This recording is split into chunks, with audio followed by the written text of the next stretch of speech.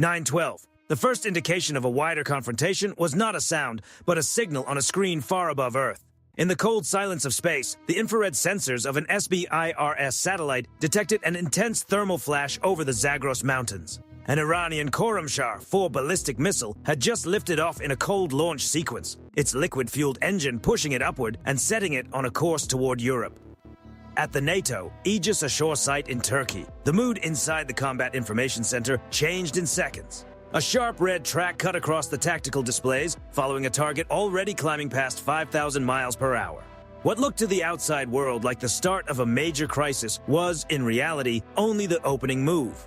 The satellite data was processed almost instantly and passed through the Integrated Battle Command Network to the USS Carney, an Arleigh Burke-class destroyer operating in the Mediterranean. Its AN/SPY-1 radar picked up the rising target and delivered a firing solution to the ship's Mark 41 vertical launch system. At 09:14, the USS Carney launched an SM-3 Block 2A interceptor. This was no conventional missile. It carried no explosive warhead. Instead, it depended entirely on kinetic force, using a hit-to-kill vehicle traveling at roughly Mach 10, more than 7,600 miles per hour. 3 minutes later, at an altitude of 60 miles, the interceptor reached its target, and the Khorramshahr-4 broke apart high above the atmosphere. Around the world, headlines framed it as a dramatic NATO success. But the deeper story was unfolding far from the cameras. Inside a command bunker buried deep beneath the Zagros Mountains, Iranian military leaders were not alarmed. They were encouraged. In their view, the launch had achieved exactly what it was meant to do. The Khorramshahr-4 was never intended to reach its target. It had been used as bait, designed to force NATO to activate some of its most advanced radar systems, including the AN/TPY-2 and the Aegis Combat Network. Iranian planners believed they had captured valuable electronic signatures and reaction time data from the Western missile shield. They also believed the interception would draw American carrier strike groups closer to Iran's coastline, where concealed Zulfikar anti-ship missiles and large formations of Shahed 136 drones were already positioned.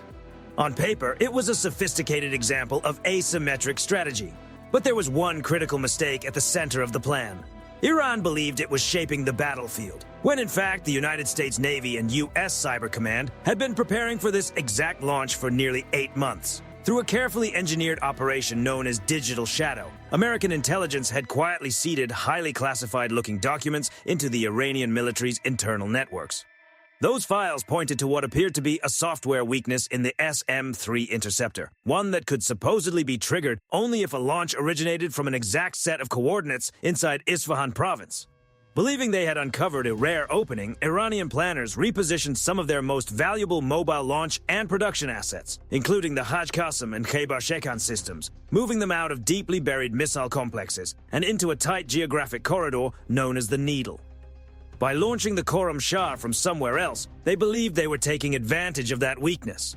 In reality, they were walking into a carefully arranged scenario, with every step being tracked by the National Reconnaissance Office. While the Iranian launch team marked what they saw as a successful intelligence operation, a KH-11 Kennen reconnaissance satellite was already stationed directly above the Needle.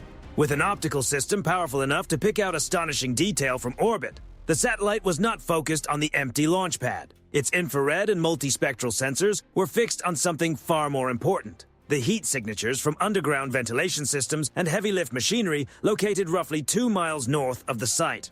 Those thermal patterns exposed the position of one of the IRGC's most tightly concealed mobile production centers, a facility that had remained hidden for years. The information was encrypted immediately and transmitted to a U.S. Air Force E-11A BACN aircraft orbiting over the Persian Gulf.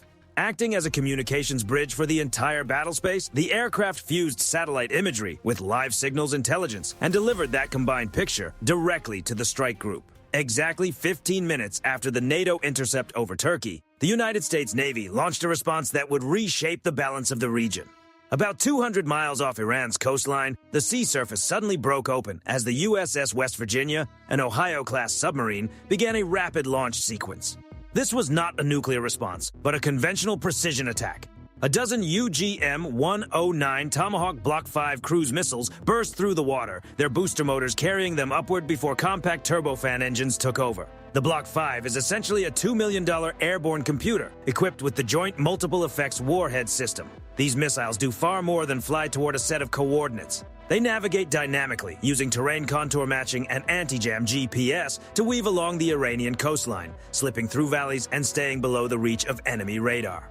While the Tomahawks were still closing in, the USS Gerald R. Ford, the most powerful nuclear-powered aircraft carrier in the world, turned into the wind. Across its vast 4-acre flight deck, the EMAL system surged with enough energy to power a small city, releasing a metallic hum and the sharp hiss of ozone. Moments later, 4 F-35C Lightning II stealth fighters were launched into the sky. These jets represent the leading edge of U.S. Navy aviation, built to operate deep inside the most heavily defended airspace on Earth. As they climbed, their pilots kept their own radars silent.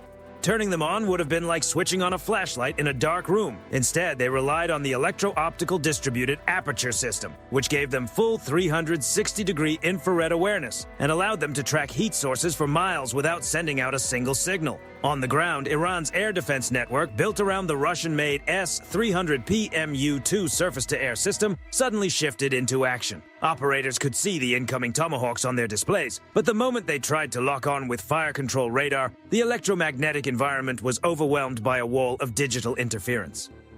An EA-18G Growler from the same carrier air wing had switched on its AN/ALQ-249 next-generation jammer pods.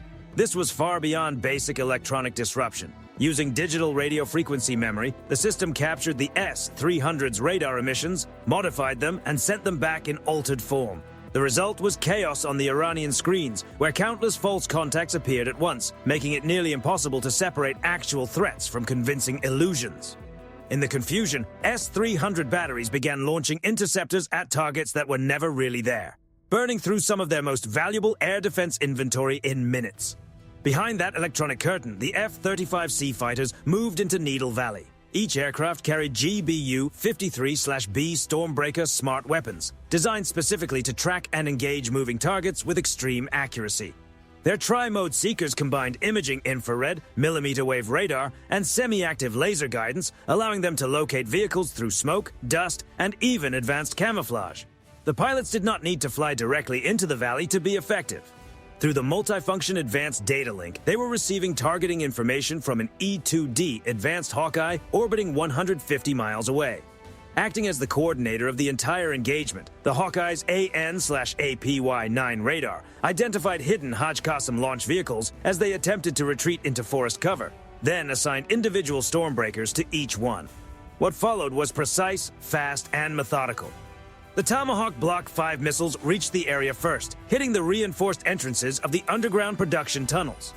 Their JMEWS warheads had been set with delayed fusing, allowing them to punch through roughly 20 feet of rock and steel before detonating. The blast triggered a massive internal collapse that sealed off Iran's most advanced missile production equipment beneath layers of shattered limestone. Seconds later, the Stormbreakers reached the mobile convoys. There were no oversized cinematic fireballs, only tightly focused impacts of thermal and kinetic force that reduced multi-million-dollar launch vehicles to twisted, burning wreckage. In just 23 minutes, the foundation of Iran's strategic deterrent, the very systems it had spent 2 decades and vast resources concealing, was effectively taken off the board. And all of it happened without a single American loss.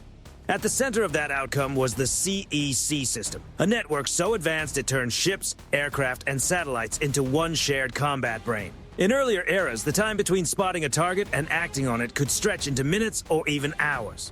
In this operation, that timeline was compressed to mere seconds. A destroyer could launch using data from an F-35C, while a submarine could receive updated targeting from a KH-11 satellite feed almost instantly. That level of coordination is something few forces on Earth can match. While Iranian commanders were still trying to pass instructions over traditional radio channels, many of which were being disrupted by Growler electronic warfare aircraft, American units were exchanging massive amounts of targeting information in real time over encrypted, jam-resistant networks. The technology was extraordinary, but the people behind it were just as important. The tactical action officer aboard the USS Carney and the F-35C pilots involved in the mission were performing at a level built through years of relentless training, both in simulation and in live exercises. For these crews, managing one of the most complex military operations imaginable looked almost routine, which says everything about the standard they operate at. When the F-35Cs returned to the USS Gerald R. Ford, they were supported by MQ-25 Stingray unmanned refueling aircraft, a new capability that allows carrier-based fighters to remain airborne far longer than was possible only a few years ago. That smooth partnership between crewed and uncrewed systems offered a clear glimpse of where naval warfare is heading, and it was fully demonstrated over the Needle. The strategic impact was immediate. After years of presenting its underground missile network as untouchable, the Iranian leadership was suddenly faced with a far more sobering reality. The U.S. Navy not only knew where those hidden assets were, it could reach them whenever it chose. What Iran believed would be a decisive strategic move instead became a striking example of how a conflict can be lost at the planning stage long before it fully begins. By attempting to draw NATO into a carefully prepared trap, Iran ended up exposing the exact points it could least afford to reveal. The result was the collapse of a critical part of its strategic missile production network and a serious blow to its standing across the region. This is what modern overmatch looks like. The objective is no longer to simply exchange blows, but to remove the other side's ability to respond in any meaningful way. As the haze cleared and the U.S. Navy Strike Group returned to routine patrol patterns, the message was unmistakable. The NATO intercept over Turkey showed that the defensive shield was fully in place. The American follow-up showed that its offensive reach remained just as precise. It was a victory for the response chain, a clear example of information outperforming overconfidence, and a reminder that in the 21st century, success does not belong to the side with the largest arsenal, but to the side with the most dependable data. The world watched a remarkable chain of coordination unfold. A satellite launched from California, sharing data with a submarine built in Virginia, helping a pilot from Texas engage a target in Isfahan with extraordinary accuracy. On that day, the U.S. Navy did more than secure the Mediterranean. It reinforced the principle that major acts of escalation come with a clear and very costly consequence. The events and tactical sequences described in this video are based on interpretations of current military technology, publicly discussed specifications of U.S., NATO, and Iranian systems, and recent geopolitical developments. Some portions are presented as hypothetical scenarios designed to show how integrated warfare networks could function in a high-intensity environment. For any near-peer rival, the lesson is straightforward. Entering a technology-driven confrontation against the force that helped write the rules of modern networked warfare is an enormous gamble. Challenging that system means facing far more than a single ship or one aircraft. It means confronting the combined awareness, coordination, and reach of one of the most advanced military structures ever assembled. And as those 15 minutes made clear, that machine is built to act with speed, precision, and relentless consistency. Once again, the U.S. Navy demonstrated the standard by which global power is measured. And for those following the events from deep inside Iran's command bunkers, the silence after the strike carried the strongest message of all. The era of measured symbolism had given way to a doctrine built on speed, accuracy, and unquestioned operational advantage.